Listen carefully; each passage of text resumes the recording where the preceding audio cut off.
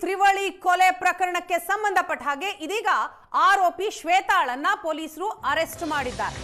K R ಪುರದಲ್ಲಿ ಮೂವರನ್ನ ಕೊಂದು ಪರಾರಿಯಾಗಿದ್ದ ಶ್ವೇತಾ ಮತ್ತು ಪ್ರಿಯಕರ Kenneth ನಿನ್ನೆ ನಡೆದಿದ್ದಂತಹ ಘಟನೆ ಇದು.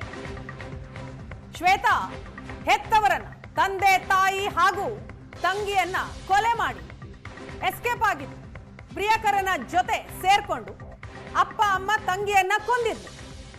ಇಲ್ಲಿಂದ ಎಸ್ಕೇಪ್ ಆಗಿ ಪುದುಚೇರಿಗೆ ಹೋಗಿದ್ರು. ಈಗ ಪುದುಚೇರಿಯಲ್ಲಿ ಶ್ವೇತಾ ಬಂಧನ ಆಗಿದೆ. ಪ್ರಿಯಕರ ಕೆನೆತ್ಗಾಗಿ ಪೊಲೀಸರು ಹುಡುಕಾಡ್ತಾ ಇದ್ದಾರೆ.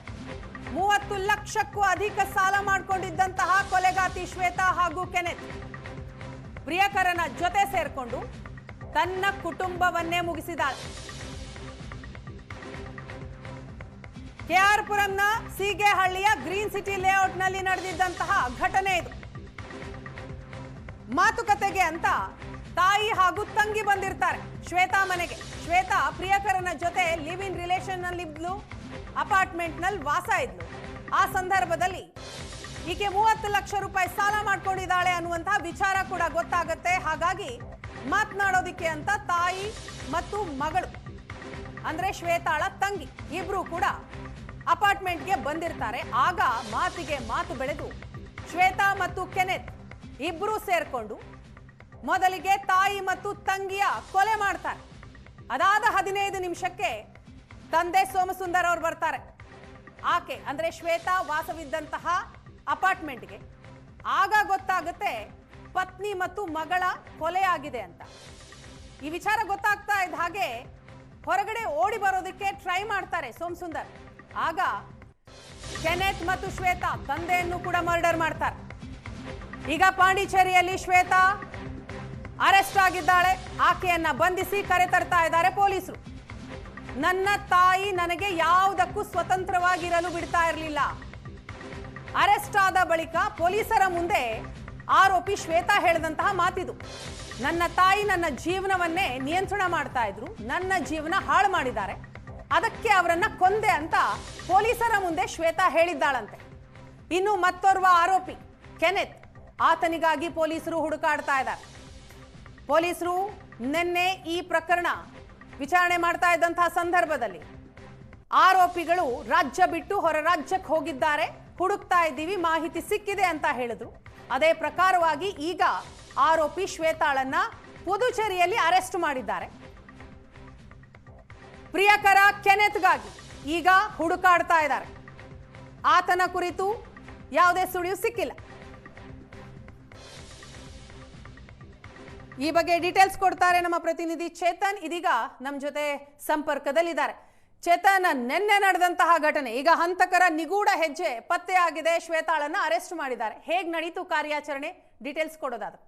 ಶ್ವೇತಾ ಅಂದರೆ ನಿನ್ನೆಯಿಂದನೂ ಕೂಡ ಕೆಆರ್ ಪುರಂನ ಸಬ್ ಡಿವಿಷನ್ ಪೊಲೀಸರು, ಇಡೀ ಪೊಲೀಸರು ಎಲ್ಲ ಕಡೆನೂ ಕೂಡ ಹುಡುಕಾಟವನ್ನು ನಡೆಸ್ತಿರೋವಂಥದ್ದು. ಅಂದರೆ ಆಕೆ ಎಲ್ಲೆಲ್ಲಿ ಪಾಸ್ ಆಗಿದ್ಲು, ಯಾವೆಲ್ಲ ಒಂದು ಟೋಲ್ಗಳನ್ನು ದಾಟಿದ್ಲು, ಎಲ್ಲ ಕಡೆನೂ ಕೂಡ CCTV ಒಂದು ಫುಟೇಜನ್ನು ತೆಗೆದುಕೊಂಡು ಅಂದರೆ ಮುಂದಿರುವಂತಹ ಪೊಲೀಸರಿಗೂ ಕೂಡ ಮಾಹಿತಿಯನ್ನು ಕೊಟ್ಕೊಂಡು ಆಕೆಯನ್ನು ಟ್ರ್ಯಾಕ್ ಮಾಡ್ತಾ ಬಂದಿದ್ರು. ಇಲ್ಲಿ ಕೆನೆತ್ ಎಲ್ಲೋಗಿದ್ದಾನೆ ಏನು ಅನ್ನೋದು ಇದುವರೆಗೂ ಗೊತ್ತಾಗಿಲ್ಲ.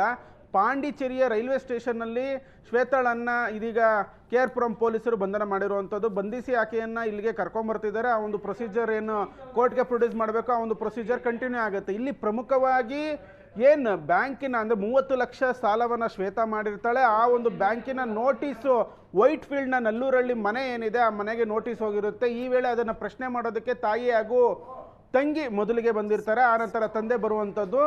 ಮೊದಲಿಗೆ ಬಂದಾಗ ಇಲ್ಲಿ ಈಗ ಸೋಫಾರ್ ಆಕೆ ಕೊಡ್ತಿರುವಂತಹ ಮಾಹಿತಿಯ ಪ್ರಕಾರ ಇಲ್ಲಿ ಕೇವಲ ಶ್ವೇತಾಳ ಇನ್ವಾಲ್ವ್ಮೆಂಟ್ ಮಾತ್ರ ಮೇಲ್ನೋಟಕ್ಕೆ ಕಾಣಿಸ್ತಾ ಇದೆ. ಕೆನೆತ್ ಸಹಕಾರ ನೀಡಿದ್ದ ಈ ಒಂದು ಕೊಲೆಗೆ ಅನ್ನೋದು ಕೂಡ ಇದೀಗ ಗೊತ್ತಾಗ್ತಿರುವಂಥದ್ದು. ಅಂದರೆ ಆಕೆ ಇದೀಗ ಏನು ಅರೆಸ್ಟ್ ಮಾಡಿ ಕರ್ಕೊಂಬರ್ತಿದ್ದಾರೆ, ಅಲ್ಲಿ ಪ್ರಾಥಮಿಕವಾಗಿ ನನ್ನ ತಾಯಿ ಯಾವತ್ತೂ ಕೂಡ ನನ್ನನ್ನು ಕಂಟ್ರೋಲ್ ಮಾಡ್ತಾ ಇದ್ಲು, ಎಲ್ಲೂ ಕೂಡ ನಾನು ಇಷ್ಟ ಬಂದಾಗೆ ಬದುಕೋದಕ್ಕೆ ಸಾಧ್ಯನೇ ಆಗಿಲ್ಲ, ನಾನು ಲಿವಿಂಗ್ ಟುಗೆದರ್ ಇದ್ಮೇಲೂ ಕೂಡ ಬಂದು ನನಗೆ ಕಾಟ ಕೊಡ್ತಾ ಇದ್ರು, ನಾನು ಬೇರೆ ಬೇರೆ ಬಿಸ್ನೆಸ್ ಮಾಡೋದಕ್ಕೂ ಕೂಡ ಹಣವನ್ನು ಕೇಳಿದ್ದೆ, ಯಾವುದಕ್ಕೂ ಕೂಡ ಕೊಡ್ತಾ ಇರಲಿಲ್ಲ ಅನ್ನೋ ಒಂದು ಹೇಳಿಕೆಯನ್ನು ಇದೀಗ ಕೊಟ್ಟಿರುವಂಥದ್ದು. ಸದ್ಯಕ್ಕೆ ಶ್ವೇತಾಳನ್ನು ಪೊಲೀಸರು ಅರೆಸ್ಟ್ ಮಾಡಿ ಅಂದರೆ ಆಕೆಯನ್ನು ವಶಕ್ಕೆ ಪಡೆದು ಕರೆ ತರ್ತಾ ಇದ್ದಾರೆ. ಇನ್ನೊಬ್ಬ ಆರೋಪಿ ಕೆನೆತ್ ಎಲ್ಲೋಗಿದ್ದಾನೆ ಏನು ಅನ್ನೋದು ಸದ್ಯಕ್ಕೆ ಗೊತ್ತಾಗಿಲ್ಲ. ಇಬ್ಬರು ಕೂಡ ಒಟ್ಟಿಗೆ ಹೋಗಿರ್ತಾರೆ ಅಂತ ಅಂದ್ಬಿಟ್ಟು ಪೊಲೀಸರು ಅಂದ್ಕೊಂಡಿದ್ರು. ಹೀಗಾಗಿ ಆಕೆಯನ್ನು ಟ್ರ್ಯಾಕ್ ಮಾಡ್ತಾ ಹೋದ್ರು. ಈಗ ಕೆನೆತ್ಗೋಸ್ಕರನೂ ಕೂಡ ಕೆಆರ್ ಪುರಂ ಪೊಲೀಸರು ಹುಡುಕಾಟವನ್ನು ನಡೆಸ್ತಿರುವಂಥದ್ದು.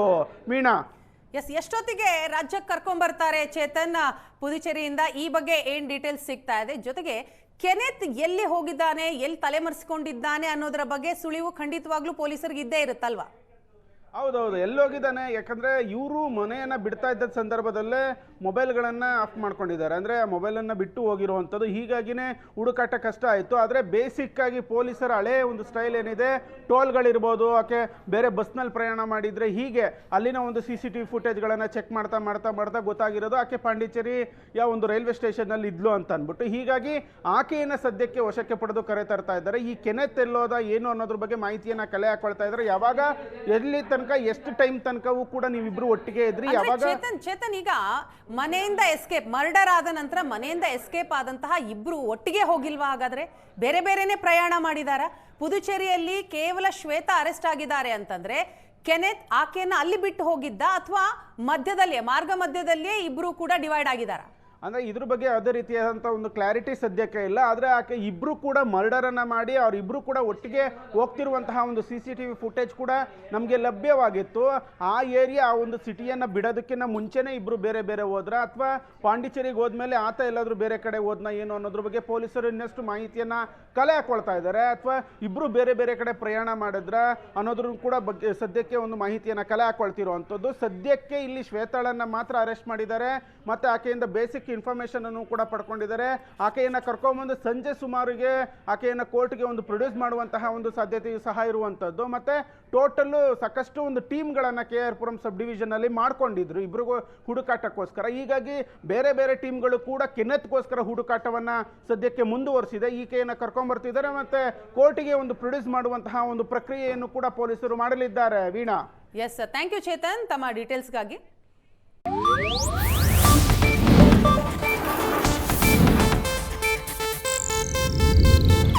ಇದು ಏಷ್ಯಾನೆಟ್ ನ್ಯೂಸ್ ನೆಟ್ವರ್ಕ್ ಪ್ರಸ್ತುತಿ.